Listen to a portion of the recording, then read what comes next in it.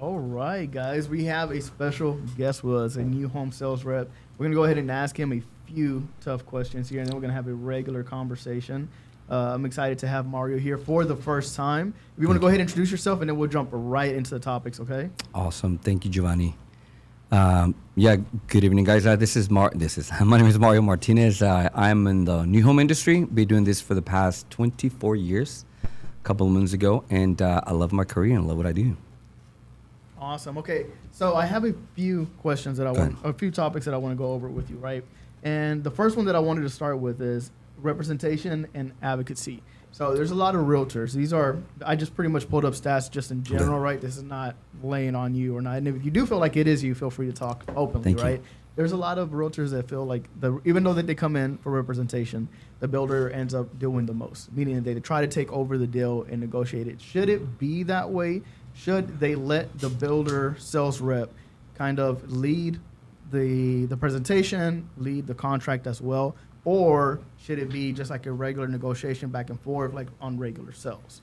Great, amazing question. Well, I would say that because when they come with a realtor, they already established that relationship, and I'm the new guy. So I understand that 100% of the time the realtor is going to take control of that, and I am okay with that. But there's a difference between taking control and beating me down with the pricing and how much more can I get. I'm okay if the realtor pulls me to the side and said, hey, man, this is the game. This is what we're going to do. I'm okay for that. Then I'm prepped. Then somebody coming in and we negotiate the price. We come down to this, and now it's like, hey, what else can my buyers get? Because X place is giving it away. That's not how it should be. Now, what I do on the other hand, because I've built a lot of relationships throughout my career, if somebody calls me, hey, we're going to do the Dog and Pony show. You guys are the heroes. I'm going to build you guys up. I'm going to be like the cheerleader with the pom-poms, and because you guys are built a relationship. But I'm going to make the smooth process. I definitely want to be in control of what the buyer's looking for. Because, again, I am in that community. I am the expert for the community. I know what the community offers. Unless you're the realtor that just focuses on that community, then I'm going to let you take control of that. But yeah, majority of the cases, realtors, it's okay. It's business. I understand, you guys are the experts. Again, I'm just a cheerleader with a pom-pom. But, just give me the heads up. Don't beat me down too much. Gotcha. How do you feel about poaching whenever realtors complain about poaching? Let's say that they have a client who they've been showing around, but for whatever reason, they end up going on the weekend just because they went to go visit their cousin. They like the neighborhood. And like, hey, you know what? I'm going to stop by the sales office. And the sales rep doesn't make an effort to ask for, hey, do you have a realtor? Gotcha. Do you put them on here?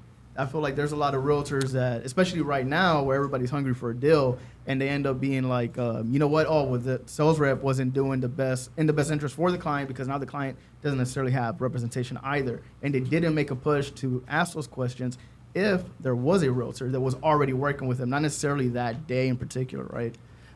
Well, no, I do. Through the process, building the rapport, discovering the needs, the wants, and exactly what the buyer's looking for. When it comes down to hey, how did you hear about us? Even if they said, oh, we would just drop by the community and cut our eyes and we stop by here. And I'm going to go through the emotions and I'm going to ask them, hey, are you guys working with a realtor? Is anybody walking through this process? Because it's a pretty big journey. And if they said, oh, yeah, such and such guy, I've been working with them, because this industry, even though it's too big, it is too small at the same time. So I don't want to get myself burned and be saying, oh, yeah, I'm not going to put Giovanni because this guy, Giovanni was not here. Hey, you're the expert. You were tied up. You must have been in Hawaii, whatever the part of the world you were. You didn't have the time. Your buyers just drop out of the blue. I'm going to put you there. And I'm going to call you and be like, hey, Giovanni, guess what? Hey, man, congratulations. I got a deal, man. Let's keep the emotion going. Mm. But I'm very, very loyal to when it comes to those things because I want your referrals as well. So I used to be a new home sales counselor, right? And I understood that the buyers don't understand, and that they don't understand that what a realtor does. And a lot of times I would have people come in and say, hey, if I don't let my realtor know, will I get more of a discount? And I was like, no, you don't. And and then also I would have people that say, yeah, I have a realtor, but he's not available, he's not this, he's not that, and it's only because I was a realtor before I was a new home sales counselor that I would make all the efforts to reach out to that person. And a lot of times, because I had such a good relationship with realtors, if I knew who the realtor was, if they named somebody that I knew, I would call that realtor and I'll say, hey, look, your guy's over here, and he was here today, and make sure that you try to get in contact with this person, you know.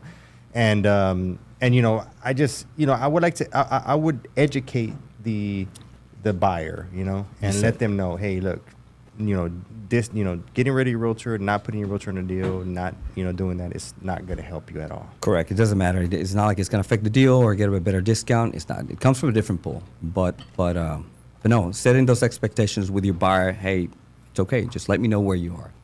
Okay. Let me ask you this, right? Because we always ask every sales counselor that's been on here on the podcast. This is something that I like to ask: is where does the sales counselor's representation fall? Who is a sales counselor representing? The sales counselor at the end of the day is going to represent the builder. They're there for the builder. My job is to sell the house, represent the builder, build value, sell my product, and let you guys know that, hey, we're the builder for you. That is the sales counselor. Your job as as a realtor is to build a report to let your buyer know that, hey, I found the perfect home for you. This is it because it's got A, Y, and Z, and I think you're going to like this area. Well, something else that I found funny on Reddit, because I know that this is not necessarily true, but there's a lot of realtors on Reddit complaining that they feel that sales counselors are not qualified whenever dealing with real estate in general. They feel like they know the very basics of the house itself. Now, one thing that I've noticed in general is that realtors are the ones who are not qualified to work in most new home sales, especially once you start getting into luxury. They don't really know the questions that they're asking, especially if they're not on the under the right brokers, right? Who's training them? What is your opinion on it? My opinion is, well, number one, I wouldn't be criticizing, I'm not the expert. Apparently I'm in my office for a reason. I know the product, the way it's been built. You as a realtor, yes, you're in control of your buyer pretty much.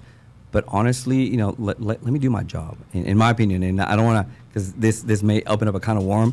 But the reality is, if your buyer is already engaged with that house and wants to buy the house, and it's like, I'm ready to do the contract because Mario is telling me this is the best, just don't say no more. Let's get the deal going. People buying emotions. Let them buy the house. Don't be that realtor that says, hey, by the way, we got 5 more houses to go, because you may be talking yourself out of a home or a deal. Yeah, definitely. Okay, now let me ask you this, right? Is the realtor doing their job by going to show the other 5 houses, even though, let's say, they like your product, right? But they might like the other product. I'm not making a statement here. I'm asking a question. Right. Everybody else can join into the conversation. It's not a third degree with me and you, right? Yeah. So do you think that the realtor would not be doing their job by not going and showing their client the other houses, even though that they fell in love with, quote unquote, your house and they haven't seen the other ones? Well, I want you to answer the same question. Yeah, because go you're ahead. a sales counselor. I want to hear what Mario has to say. so example, let's say you got 2 more appointments. I'm the first one, I'm the last one. What I would do is this, as a realtor, I'm like, hey, look, we can go see 2 more houses. That's fine, but just keep it in mind, this house, when you come back, guess what?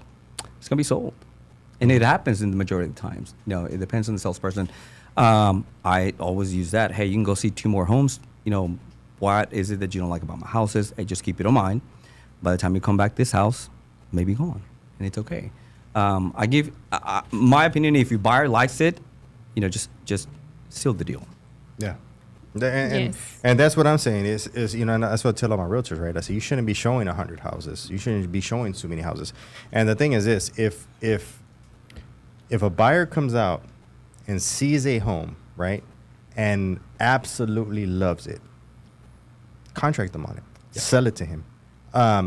Of course, you do, your duty as a realtor, right? Make sure that he does, the inspections. Make sure that, there's nothing wrong with the home. But if he sees one home and falls in love with it, sell it to him. Sure. They're going to be in love with that home. They're going to like it. They're not going to go view 20 homes after they've contracted and moved into a home, And a lot of times what happens is that, they go and they see 5, 6 homes in one day. And then at the end of the day, they go home and they're like, well, I love the bathroom in the other one, and I love the kitchen in the second one, and I love the backyard in the fourth one. And then which one was the one that had the doggy door, or which one's the one that had the big tree in the backyard? They don't even know. Too many options. And so what ends up happening is that when they finally find a home after you showed them 100 homes, they really don't have that warm and fuzzy feeling anymore, to where they bought their dream home or their great home, you know? Now, if they bought a home that they fell in love with and they use it and then it no longer fits their needs, which it won't. Correct. After 5 to 7 years, then they go buy another one. 100%. You know, I mean, this is not it's not a tattoo. You know, you're Not not a forever stuck with house. it for the rest of your No. life. Guys, I want my clients to know that I worked hard for this. I mean, So I don't want to agree. open one door. No, I don't want to open one door and they think that I cleared 10,000 for I opening mean- I one door. agree with what Mario said, and it And then they're gonna happened go to tell me. my tío and my tía that I just make money easily off of It happened to me at the beginning whenever I started in real estate. I was showing houses to one of my clients, and they absolutely loved the first house, but we had more showings. So, I basically let them take the lead, and they decided to go see the other houses. We went to see the other houses. Whenever we came back to the builder, the house that they wanted was gone. Dude, it was so hard to get him back, into track and get him under contract with another house. Who trained you whenever you started here? I mean, it was like it was probably like, I don't know, my second deal. Hey. Like it was very early in my career that I let that happen, and it's so hard, like to have them fell in love with another house. It's just, don't do it. Yeah. So Mario, quick question, and I think I asked you this before, right? You've sold a lot of new homes, right? And so you've dealt with a lot of real estate agents, right? Out of all the homes that you've sold in your career, what percentage of real estate agents understand a new home sales contract and understand the new home sales process and about construction of a home, period? Good question. How I'm open? Am I pretty open to say it? Yes, go for it. Awesome. Yeah, I would say go about a for 3%. 3% of the realtors don't understand the concept of a new builder, contract, constructions, the process. Some builders have a 10-step process to complete a house. Some have 15-step process. Custom builds go further. Let the person who is in charge do their job. Collaborate with them. Be on the same page. Don't be the Joe guy that, I'm gonna run the show, because I am there 24/7. I breathe my builder. I know my builder. I know what I offer. So just collaborate with me. I'm okay with that. But 3%, man, that's pretty. And what do you feel about these realtors that they walk model homes and do videos and take pictures and claim these big discounts and act like they're the ones that are building these dreams and complete, helping people? What do you feel about those real estate agents? Do you think that it's ethical for them to be selling that type of experience? It's okay to make noise, to make noise and go make social media and videos. I think right now everybody in this time is all about social medias, but don't talk too much. Because some things, by the time that video gets posted, your buyer's ready to buy. They're gonna see that video, and guess what? I may not have those same prices or the same incentives. You just come in and promote the house. Talk about the bedrooms. Don't talk about incentives, and that's it. Don't beat your chest, pretty much. Yeah, pretty much. That you invented fire. So what Mario's saying right now, right? I think it's a good answer, but I don't think ask what you really want to ask. Don't put it so. Tell me, bro. I don't want to put Mario on tell me the spot. Look, tell me. I don't want to put Mario on a spot. It's not you, right? What the question he's asking is about realtors, but he's not wording it how Okay. you would really. How is it, John? So Word- since word how you say it. Giovanni has a vantage point, so why don't you go ahead and ask for me? So what he's asking is, should a realtor who's showcasing all of these properties, right, and is putting people through a pipeline, churning and burning, and putting all these people under contract, building their credit up, in order for maybe to get that house down the road, should they be taking that credit as a new home sales expert, even though they're not an expert in the sales process itself? They're an expert in highlighting and marketing, right? Should that realtor be held at such a high esteem? And what do new home sales reps feel about those kind of realtors? I think that was the real question. That is right? the question. Yes. Awesome. I would say to give the realtor the whole credit, I would say collaboration is going to be the number one key, because you can make and bring me thousands of clients But I would tell you this: what are the chances you're gonna be in my office writing the contract? Slim to none. Because we build that relationship, being like, hey, Mario, I got Mr. and Mrs. Jones over here. I'm gonna send them your way. They're ready to buy it. I mean, is that what you're calling yourself an expert? That's I mean, I don't know. That's a great Yes. point. Yes, That's a it great is. point. I didn't even think about highlighting that aspect of it. But whenever you have somebody Yeah. who's, and again, right, of course, the more people that you build, I mean, every realtor wants to have enough people in their pipeline to where they're like, man, I need other people to help me, right? But what does that actually mean? Okay, cool. Let's say you have sales counselors that you can rely on, that you trust, that are going to treat your clients properly. But does that mean, hey, I'm going to send you here, fill out the contract for them, and just have them sign it and sign it? Or is a realtor actually involved? Hey, I need to know what you guys discussed. What did my client think about it? Are we looking over the contract? Whatever it may be, what are they actually signing up for versus just sending them out there, sign, let's go. Realtors out there, we can always have good growth and room for improvement, but not most of them go through the contracts. I would say there's a few of them, they do go through the contracts, and that's great. I mean, it's a standard contract, like a trade contract. It's not going to change even if the realtor wants it to change, but I mean, is it important? Yeah. I mean, as a realtor, if on your shoes, I'll be like, hey, I want to make sure my clients do understand that. But I'll tell you, not many realtors go through contracts, just a phone call. Hey, Mario, they signed, send me the contract, and the TSAs most of the time. So, I was actually in the real estate business in new home sales for a long time, right? And I was in the time, I literally started working for a builder right before the bottom fell out of the mortgage industry, right? And so we went from, selling, 10, 15 homes a month, and that's a true statement. I have the receipts. To selling contracting, let me rephrase that, contracting 1 or 2 a month. And so we had to get super creative. And one of the things that we did back then was we were doing credit repair. And essentially what we do is we would put somebody in credit repair and we would contract them so that the banks can see that we had a contract. Gotcha. And they would give us money so that we could build, right? And unfortunately, we really didn't, I'm guilty, right? Because I was young at the time, right? And I really didn't care if that person bought or not. All I wanted was for a home to get built. And sometimes the people wouldn't do what they were supposed to do as far as fixing their credit. And when the home was done, we essentially just turned that into a spec home and sold it and contracted and made our money off of it. And so for every home that I was building, I had probably contracted that home about 7 to 8 times. Wow. Back then. Okay? And that's what we're kind of getting back to right now. Correct.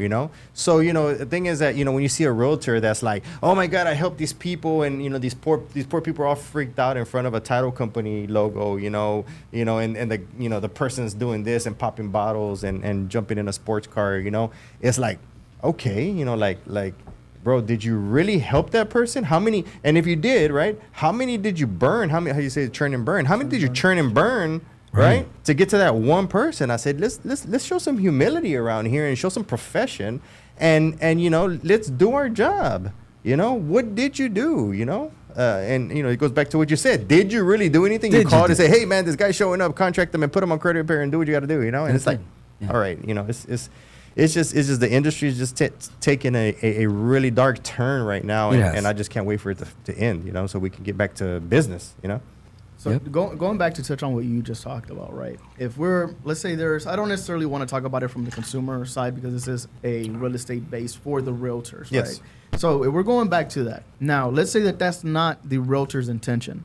They never dealt in an environment like what we're in now, what it used to be like. Sometimes you just slam them on the house even though you got to build their credit. That way you can get some more houses built, right? How would a realtor know that that's what the sales counselor is doing? If they know, hey, you know what? Probably this client's not going to work out. I can probably work it to the will, but I need to get them under contract so I can get some more spec homes out there. How would the realtor know? The realtor doesn't know. The realtor's just locking in contracted people. Essentially, what the realtor's doing is turning the builder into an incubator, right? So the realtor will put 10 people in the incubator, and hopefully in the next 4 to 5 months, One of a those. few of them will hatch. Graduate. That's all he's doing. Yeah, but that's what I'm asking, right? He doesn't know.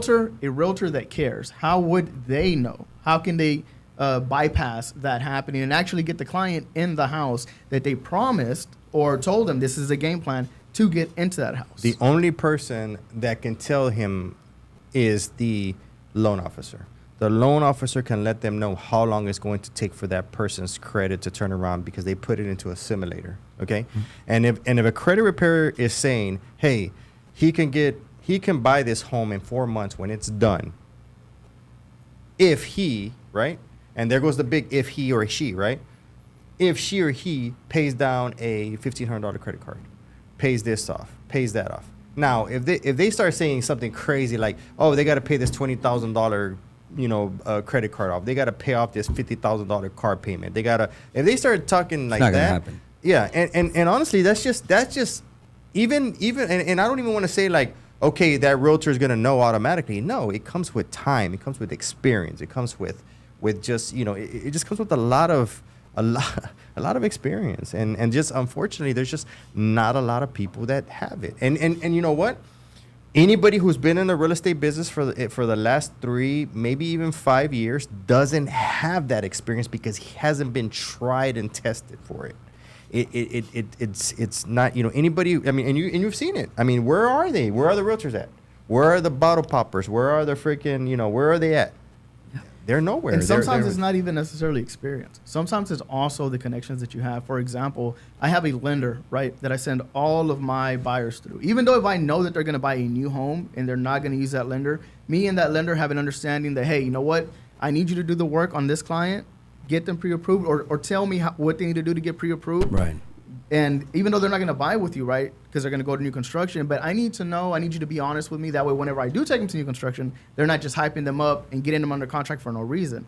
So I think it also goes back to not just necessarily the experience that you have, but a realtor is not a loan officer. So Right. you're not going to know every single thing, no matter how experienced you are, unless you've worked in that field before. So you do need to build those connections and build a good relationship with a loan officer outside of whoever the builder's using. That way, you get them approved already. Hey, my personal lender tells me, hey, you can get approved in 4 months if you do this and this.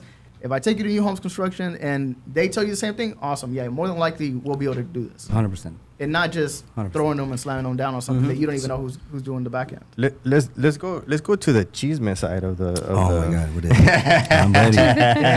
Nate couldn't even wait 30 minutes. We're Man, 45 bro, minutes. Hey, in. bro, Nate didn't come on, even wait 30 man. minutes. Let's get to the cheeseman This part, is man. an open No. topic. So not a lot of people don't know, but my background is new home sales, right, or new home construction, right. I did it for many years.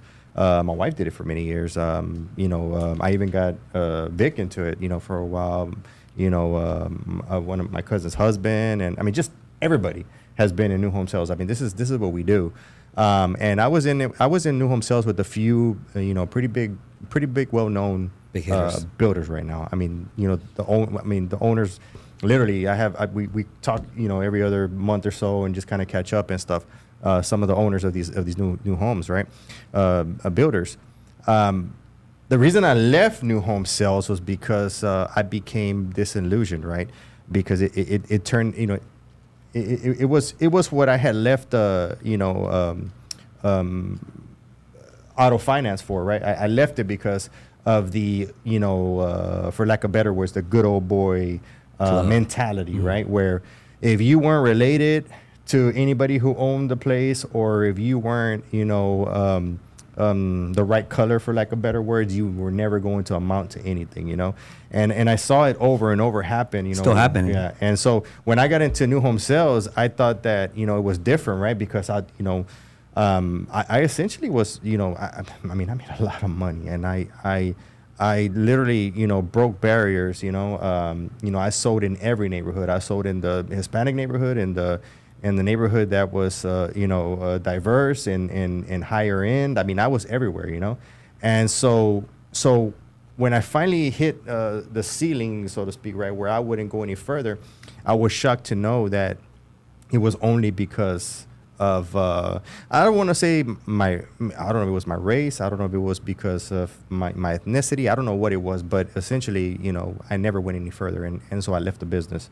Left the business pretty upset, disillusioned, and so I hear, or even after all these years, because I left the new home sales in 2000 and I want to say 15 was the last year, 14 was the last year that I just said, you know what, I'm out. I hear that it's the same. Is that true? Yeah, it hasn't changed. It hasn't changed. Everybody, this industry of the new homes, industry is not what you know, so you know. And even if you know somebody, that somebody that you have is always going to be, is always going to feel intimidated by you, and it's happening. It's a proven thing. But yeah, man, it's sad to say that. So and it's funny that you say that because how they say it'd be your own friends and your own people, so to speak, right? Pretty much. That hold you down, right? Yeah, could be your best friend. Yeah. So hold on. Let me. Go ahead and dive in. Go ahead. Let's dive in here. Okay? Let's get a little bit of the surgical tools out here and actually go over this.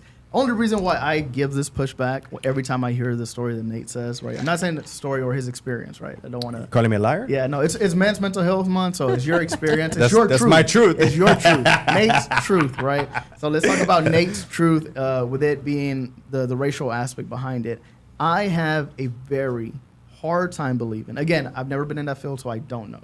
But I have a very hard time believing that plays as a part of an aspect whenever there's somebody who is trying to sell a product.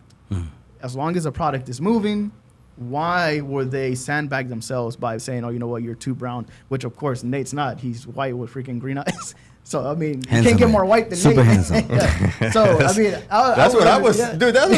I was like, bro, I got colored eyes. Nate said, hold on, I need to dye my hair. Hold on. Yeah, what are we doing here? So, you're still in the business on that side of it, right? Can you dive a little bit deeper into what, if you're agreeing with what Nate says, like kind of give us a little bit of insight on what that actually means. So before he goes into what's actually happening. Before he goes into it, so he can contrast my truth, your truth, right? yeah. My why, my story, right? When I got into new home sales, right? I don't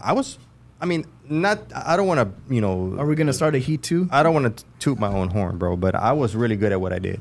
Always have been. I've always been good at sales. I've always been great at sales. I could sell to anybody. I didn't just have a niche. I didn't have just a specific clientele. I can sell to anybody. Gotcha. And so when I got into new home sales, I thought that's what they wanted, and I proved myself. I proved myself to the point. But the thing is this, I just felt, this is how my sales career started. Okay, my sales career started with. You have no experience in new home sales. You have no new home sales experience, right?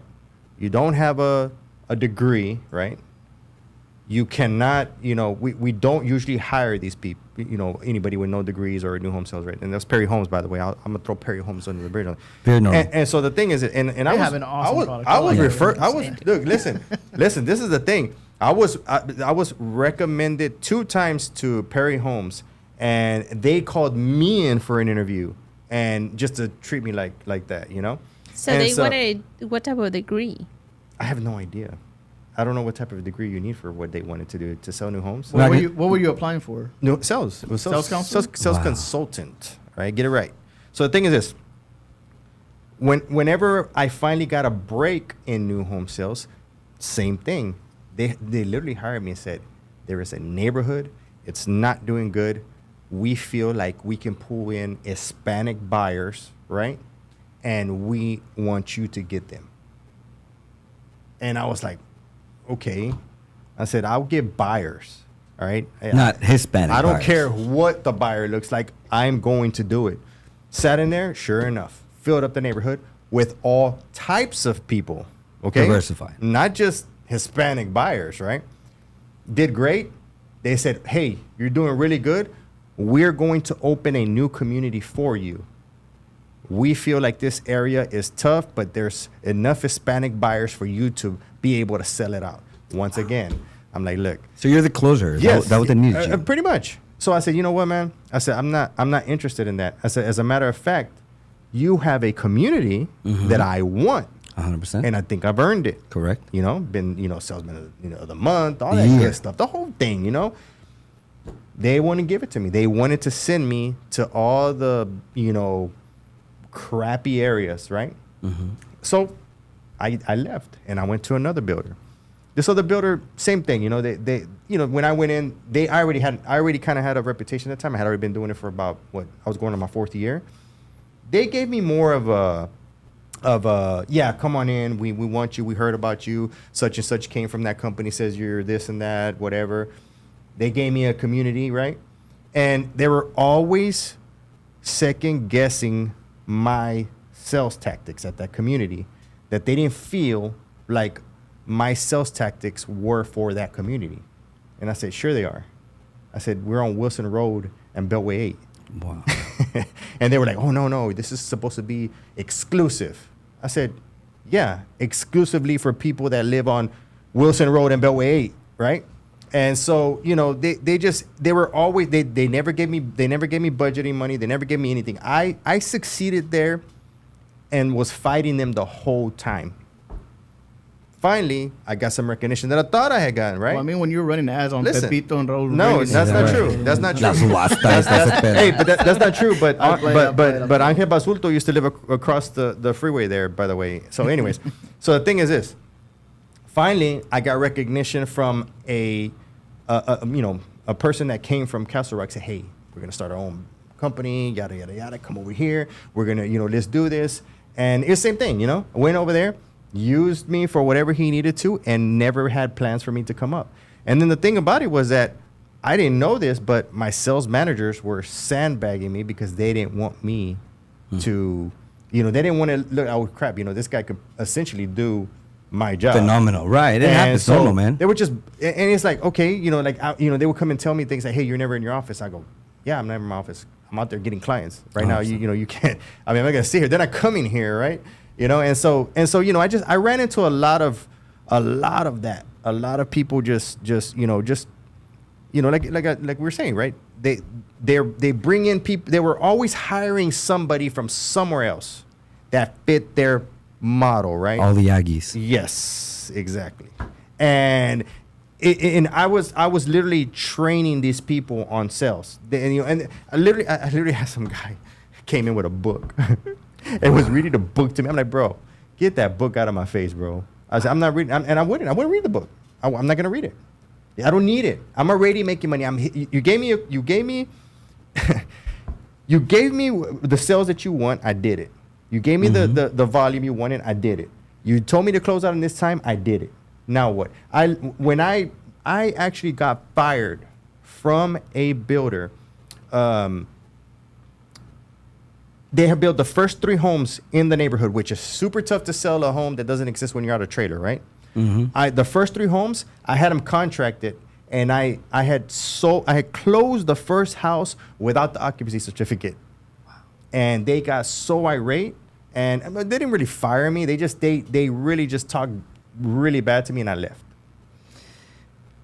Let me.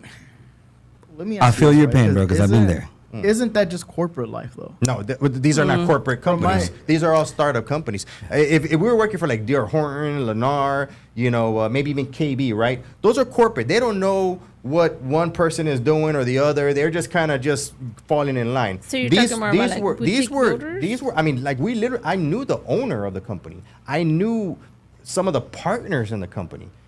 So it's a different thing. It was really you're really good, but this is where I need you. And if you expand any bigger than where I need you here, then you're a threat just to the whole plan we got here, to the VPs, and we don't want you.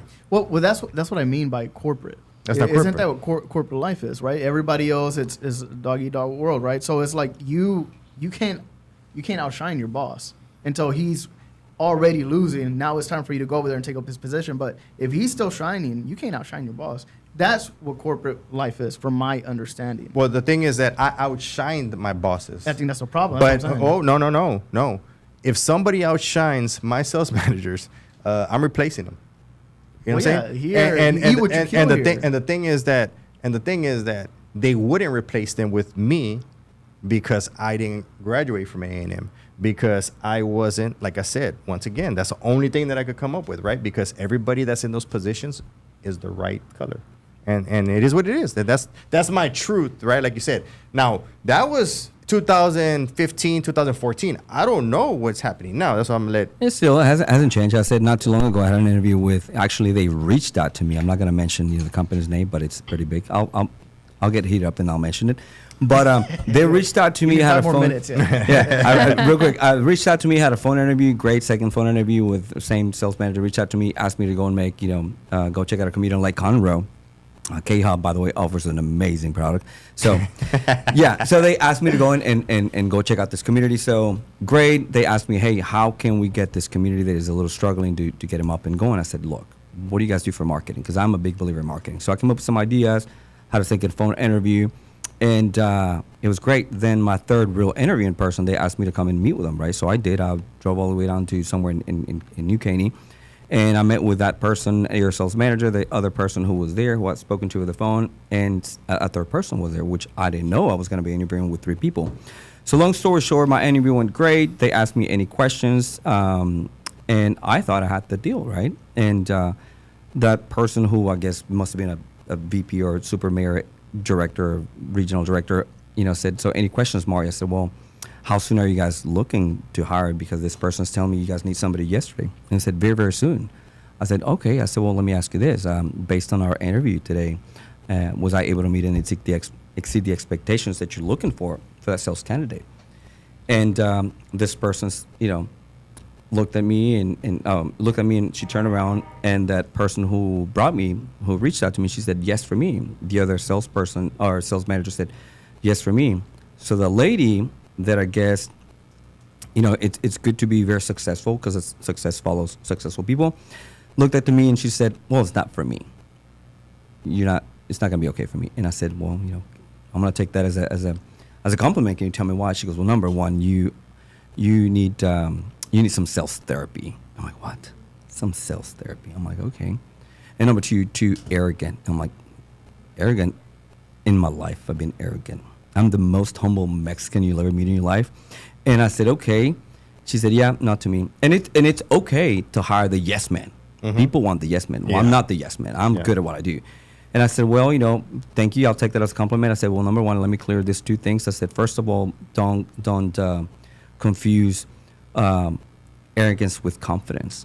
I'm very confident in what I do. You brought me here. I'm very confident. It's okay to feel intimidated. If you feel intimidated by my confidence, that's okay. But believe me, I don't want your job. I've been an area manager. They don't make money. I don't want that. And number 3, you guys call me. So are we done? And they were all quiet. The other person who reached out to me, she said, quiet. She goes, sorry. So who was that lady that said you were arrogant? Her name was Wendy. Yeah, that's the person who, phenomenal. No, the person who reached out to me, it was Wendy. Phenomenal. The person who told me no, I don't know, but I call her, a bad word because I was mad and in my mind. But the other 2 were great. Wendy was phenomenal. The other guy named Don was phenomenal. But the third person was there. I guess I was either too confident, too good, and it's okay. It's okay to feel intimidated, but honestly, those are the people that you want in your team. You want the people that have ideas, have options. You don't want to yes guys. And I will tell you this: treat your sales people enough, and they're gonna leave you. Train them enough, and they're gonna leave you. But treat them well, bro. They're gonna stay. Mm-hmm. But being a yes, unfortunately, in new home sales, being a yes man gets you all the way to the top, all the way to your hanging with the freaking. I guess VP. that's why I'm broke, man. Yeah. So. You've been in this business for a while. Who's the biggest yes man that you know in the new home sales industry? Wow. Okay, so hold on, right. I like where the conversation is going, right? I like where it's going. But one thing that I would like to know is, okay, how do you get over those hurdles? Let's say there is an agent who's Mexican or a person of color, since we're being PC nowadays, right? Somebody who is a person of color, but they do want to rise up in the ranks. Is it really because of their skin color, or is it because they don't have the credentials? And the reason why, what I say by credentials, is not necessarily what you've proven and shown what you can do, but what you went to school for, right? Your degrees, whatever it may be. No, because I know nobody new home sales has a degree for construction. Yeah, not even managers. Nobody. Well, that's my question, right? Because I know somebody who's been in a long time in the position. No, this is not sales. This is a different corporate environment, right? And the positions that they get is only because of the connections that they have.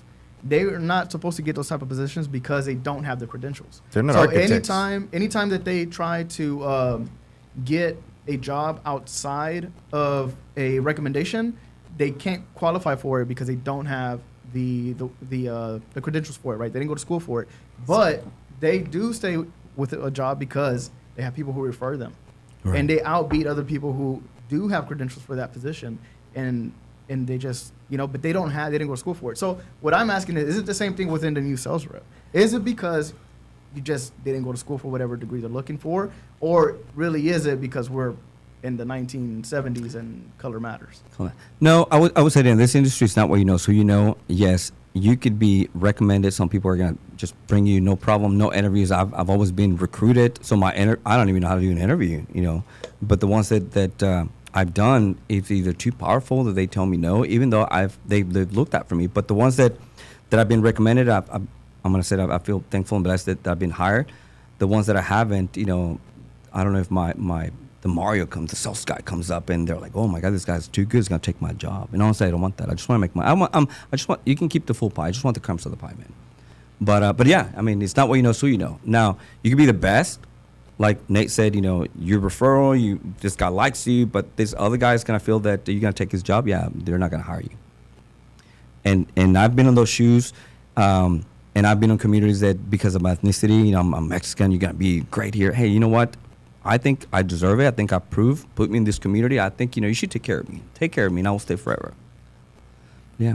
Yeah. I have fans, big fans out there. Shout out to my boy Ramiro Gonzalez. No. What's your opinion on this? Honestly, I mean, from personal experience, I think that, the fact that you are Hispanic and you are like succeeding, in this industry, it hurts a lot of people. Yep. Like, personally, I have like experienced it, like even whenever I call like offices or, to ask about, because, if I get a deal, I'm going to dig on it. I'm going to check, if, the land, everything is right. I'm going to be making phone calls. So it has happened a lot of times where I call like places and, the people on the other side that answer the phone, like they say, things that, oh, your accent is so heavy that I can't understand what you're saying. I'm like, really? Yeah. I mean, what did you told me a great call. If you want to share it, feel free to share it. But one time you told me a great call that you had with somebody. Oh yeah, I mean, at the beginning, I had a deal going. I think it was in Beaumont, and I was just exchanging phone calls with the agent. And one time, the agent called me back to say, "Hey, like, are you gonna send a contract or not?" But whenever I answered the phone, I said, hey, how are you? And the first thing that he said was like, hey, I'm just here. I just finished eating some tacos on margaritas. I'm like, really? That sounds good. I was like, okay. Yeah. I mean, I feel like. But what if he was really just finished eating tacos and margaritas? I mean, I don't think I've never felt, like offended or anything. I feel like my husband has helped me grow thick skin. Yeah, you roll with the punches. Yeah. Yes. Mm-hmm. So, I mean, I don't care. I can't care less, I'll correct myself or anything. But I do feel like, it's something that it affects a lot of people. Yeah. Yep. Like, you get on your own way because you have an accent, because, the way you look, like anything and everything, it's going to get in your way. And, if other people sees you with all of these things behind you and you don't give a crap about it and getting it, I mean, it's going to bother them. So I hear like Flor talk, right? And then I feel like I don't have an accent, right? Because, she has an accent. But people think I have an accent when I'm talking. No, you don't. And I'm like, I don't think I have an accent. I said, and was what I started to realize is that people that think I have an accent are not from Texas. They're not from Houston. Right. And I'm like, you know what? You have an accent. I don't have an accent. I'm from here. You know, and I've always said that. You know, what part of Mexico are you from? Texas. You know, Pretty much. I was born here. I was born here. You know, I wouldn't even say, you know, I'm not like Giovanni. Giovanni says he's American, right? We're all American in this room. I don't bro. I'm a consider. US citizen. I don't consider Texas. I don't consider Texas America. And you know, because I've been to other states, and we're just a different breed. you know, and we're different. And I feel like anybody who comes here and wants to buy a home here, and feel, you know, they have to deal with me, and you know, this is what they're gonna run into in the daily, is a person like me. Correct. You gotta be know? transparent and honest. Yeah, man. definitely. Yeah. Yeah. But I'm trying to be a little bit more open-minded. You know, I've always given pushback on this topic, especially here in Texas when the majority is Hispanic or black. So I've always given pushback on that. But I'm being more open-minded now. How many If jobs? that's How many your jobs? truth, How many if that's jobs your have you truth. had? Like, Bro, I had a plenty. I mean, you have to have a job to actually be able to, I've been you here know, for 7 years, differentiate. bro. And Differentiate we have what, you know. a company is like, I mean, this whole area is mainly Hispanic and black, like the But majority. but the thing about That's it, why I'm not saying that it's not true. I'm just saying I have a hard time believing it because of our demographics. We're in 2024. Okay. And like, I mean, everybody's PC. Like, the thing about it is this. not saying it's not true. I'm just saying I have a hard time believing. The thing about it is this, right?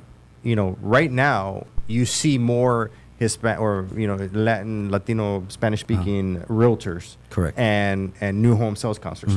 You didn't see that when I got into this business in 2004. I mean, literally, it was dominated by white women. It was dominated by them. 100%. They ran it.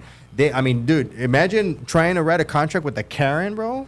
They were Karens. Yeah, that's they were crazy. Karens before Karens existed, and they literally, you know, and you know how they are. I mean, they snitch you out to Har, snitch you out to Trek, snitch out. I mean, just Bad reviews and dumb things. everything. Oh my god, Yeah. you know. So I don't have Bro, reviews. they keep the business in shape, bro. The reason why the business is at where it's at now is because we don't have Karens. You're seeing the Look what positive happened. out of The that. Karens got taken over, and I we got have- lawsuits look, left and right. look, listen, Look at that. listen. I have no reviews on my Har. You know why? You know why I turned that feature Well, off? I turned that feature off because they were literally left and right burning me on there, and it was usually another realtor or another. I mean, it was It's nuts. a fan. It's a fan. Remember, Yeah. we're building fans. Karens keep the keep they were. things in So check, listen, bro. listen. When I started selling, They're homes, the check and balances. when I started selling homes, right, buyers were giving false expectations of what it was to buy a home, and essentially all the listing agent did was convince their sellers that I didn't know what I was doing. That's all they were doing. Even though I was bringing a qualified buyer that wasn't doing inspections, that wasn't giving them a hard time, and just wanted to buy a home, and it never failed. I had the realtors.